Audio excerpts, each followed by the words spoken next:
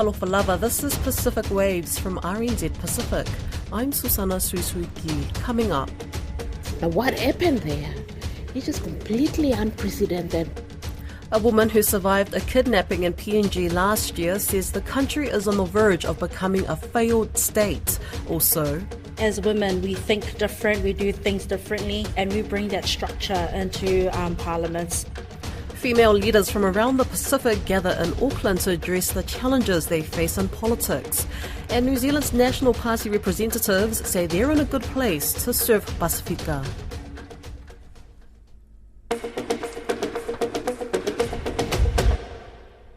A woman who was kidnapped last year in the Bosawe region and held for ransom says Papua New Guinea is on the verge of being a failed state.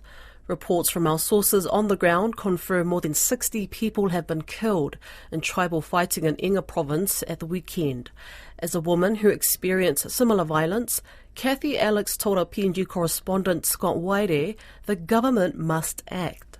The level of violence that we've seen in Inga in the last 3 days, the last week, has been really unprecedented. I've never seen this level of violence. For yourself, having gone through that kind of violence, what are your thoughts seeing all of this happen unfold? You know, the first thought that comes to me is that we're opening the door ourselves. The leaders are opening this door, and they will be the ones to shut it. And I don't know what kind of country we call ourselves. This is a country that, if we look at indicators that shows that a failed state, we are already in it. What's holding this country together is individuals like this, who stand up for their communities to hold peace when there is a situation like this. Now what happened there is just completely unprecedented, but you can see that women leaders, they've lost resilience through what's happening. You know, every effort to call peace, every effort to make homes safe for their sons, with what's happening, what do you think the women are feeling right now? They are like dead. For me, that I've gone through this with what happened in Bosawe, the first thing that came to my mind was a work that we did in 2017. Mary Michael is here. People told us who gave them their guns in Hela. People told us who supplied them ammunition. People told us the solutions also. People told us why trouble fights started, why violence is happening. And one of the recommendations that came out of this work, they mentioned two things that was in 2017. One, for a person who dies, 2,000 kina on top of the coffin box, 2017. For a property that's worth 200, 300,000 that's destroyed, full amount to the person who caused the trouble fight. Down to the last 10 toya or the 1 toya. Pay it in full. And you know what, for a person like me to fail? The sacredness of life. How can you not value the life of a person? You are putting 2,000 kina on the life of a person, but the property to its value right down to a 10 toy or 1 toy. I got a fright. Like I said, man, the sacredness of life, we've lost it. That was 2017. And look at what happened now. We're losing values. The core of this nation is values. Values that all societies together. Tumbuna blame you all in value long. You come out with Tumbuna blue side. Black and blue side, you carry him, you sit down, you let him gun come go into the society blue. You can't look Tumbuna blue and son of house line here and talk him community. I mean, make him something now. Tomorrow, come son of the same house line here. All questioning him now. Talk to him. Yes, me make him come up. Talk through. Honesty. Leadership. You come out. Come to Bunaya. And Mr. Talk to me like give him all parliament line here. You carry him blood blue side. Bone blue side. Tumbuna blue him straight blue man. Tumbuna blue man blow Fred Naram talk to community and make him example community behind me. You mean no long. Extractive go. Money go. You mean no something blow you. You me got boost here. You me got ground here. You me got waraya. You me got all that good pass in there. You me throw my away. One blow talk to me about lose him. You me lose him, you me. Passing blow him society. Passing blow belly see values. You me lose him. You me need look at him. That was Cathy Alex, who was kidnapped last year, talking to Scott Waire following the PNG massacre in Inga. Increasing the number of female leaders in the Pacific was the focus of a 3-day forum held in Auckland this week. The Pacific Women in Power Forum brought together members of parliaments, ministers, governors and parliamentary staff from 11 countries in the region. Tiana Haxton was at the forum and filed this report. Less than 7% of elected members of parliament across the Pacific are women.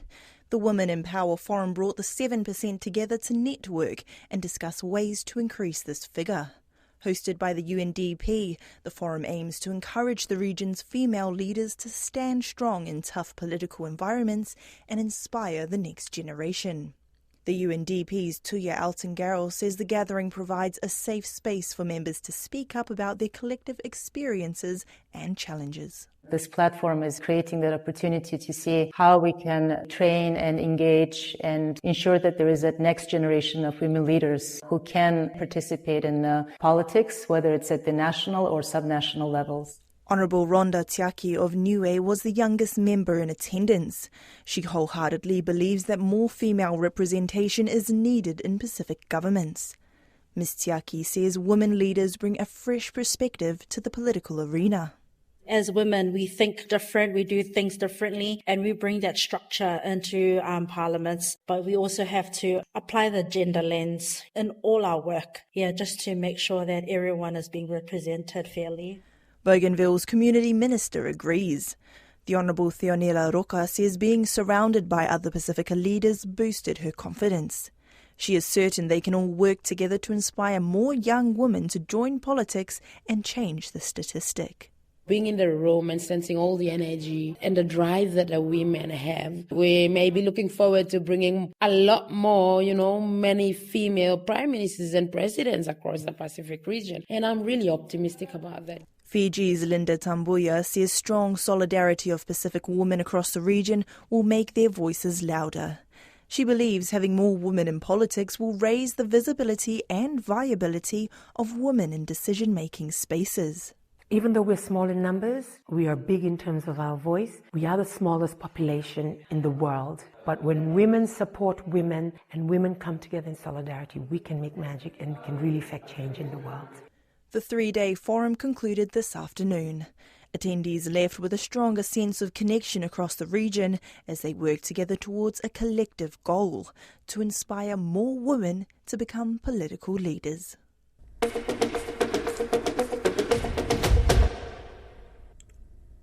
New Zealand's Pacific Peoples and Health Minister says he's ready to take action to help the region after returning from the Pacific Mission, where he visited Tonga, Cook Islands and Samoa. The first 100 days of the new coalition government is on the horizon, and many Pacifica in New Zealand who voted for change say they're expecting the cost of living and their health needs to be addressed. There's also conversation since Waitangi Day about how Pacifica can shape the nation going forward, despite the National Party not having a single Pacific representative in the House. Alicia Foon has more. I am a better minister for Pacific peoples for that visit, and I look forward to joining the Deputy Prime Minister and being in similar situations with some of the other Pacific countries that we care for. New Zealand's Pacific Peoples and Health Minister Dr Shane Reti says he's now more prepared to serve Pacifica in New Zealand and across the region. One of the greatest needs is bolstering health staff and upskilling people through further education. It is something that I will take on board to see how we can facilitate that, any hurdles that we can remove around cross-accreditation.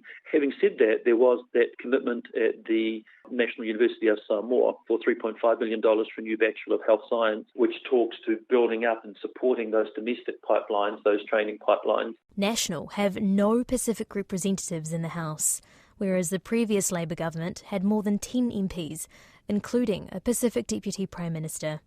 Samoan Fonoti Agnes Lohine is a national candidate and would become the only Pacific MP once a seat becomes available. It was unfortunate. I think it was unfortunate we didn't get any Pacific MPs in this coalition government.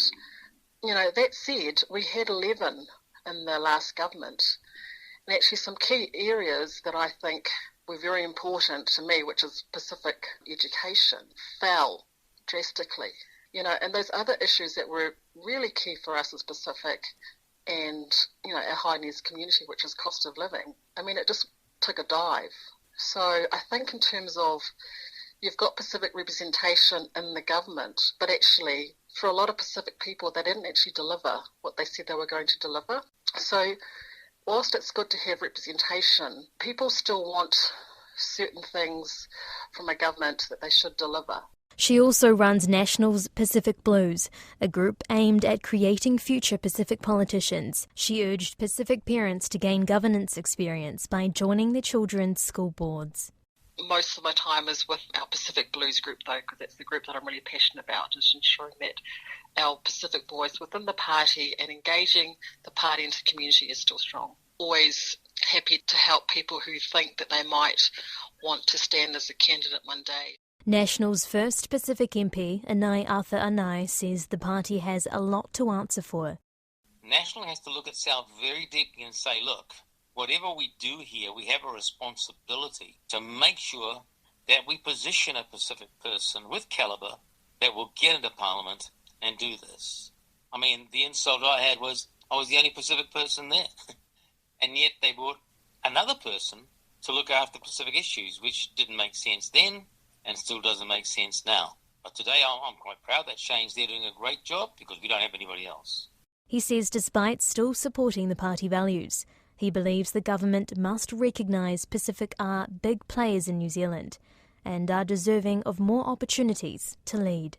I know what the problems are, and I didn't walk for fun. I left because of reasons that I had enough of it. And until such time they recognise we are equal and as good as anybody else, I won't change my mind. Because this is the thing that irks me, is that some people think we came off a damn banana boat wearing a lava and jandals to work in a factory.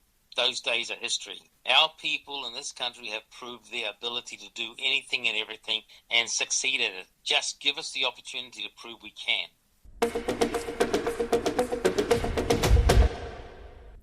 The co-author of a new study illustrating the severity of hurricanes and cyclones says the winds and the strongest storms are getting stronger because of climate change. The study used the example of a hypothetical Category 6 storm to raise awareness that climate change is making the most severe tropical cyclones even worse. Researcher Michael Wainer spoke to Christina Persico. Our goal in this paper was to highlight and raise awareness that climate change is making the most severe tropical cyclones more so. And so specifically the winds in the strongest storms are getting stronger because of climate change. And that's because basically there's more energy available for these kinds of storms because global warming has indeed formed the ocean and the atmosphere. Again, our main purpose here was to raise awareness that the worst storms have already gotten worse. And one way to get that message across was to use this well-used but maybe misunderstood Saffir-Simpson hurricane wind scale. Was it also a goal of yours to have the wind scale looked at, or was your focus just on showing people that storms are already getting worse than they have been previously? It's the latter. We do not expect that a sixth category will be added anytime soon by the officials to any of these warning mechanisms. No, only what we wanted to do is use the scale to say that it doesn't describe the most intense storms that are occurring now because of climate change. We looked at the satellite record from about 1980 to 2020 or so, and found that the only storms that would reach this threshold of Category 6 of 192 miles an hour were in the last decade. And then we looked also at something called the potential intensity, which is a theoretical concept of the speed limit on a hurricane or tropical cyclone, and found that at this threshold that we picked, there was essentially no risk of such storms in 1980, and that there is a substantial risk, particularly in the Western Pacific, of such storms now. And in fact, 4 have occurred in the Western Pacific, and then one, Hurricane Patricia, in the Eastern Pacific. So how should the general person in the Pacific, say, react? What the public needs to know is that as dangerous as a large tropical cyclone is, and how, what people might be used to, is no longer the norm. In that these supercharged storms are now occurring in ways, at magnitudes that had never been seen before, and that we expect that to continue as global warming continues. So the hazards that are associated with these kinds of storms, which we quantified only by the wind metric, but the other hazards also increase. The storm surge is driven by wind, so if the winds are stronger, the storm surge is going to be larger, and indeed also the rainfall will be increased. And actually, in another series of papers, we have quantified for many tropical cyclones that climate change has already substantially increased rainfall, so that risk has increased as well. That's Pacific Waves for today. To listen back, head over to rnzi.com/programs. We're also on Spotify, Apple and iHeartRadio. From myself and the RNZ Pacific team, it's all Fasui 4.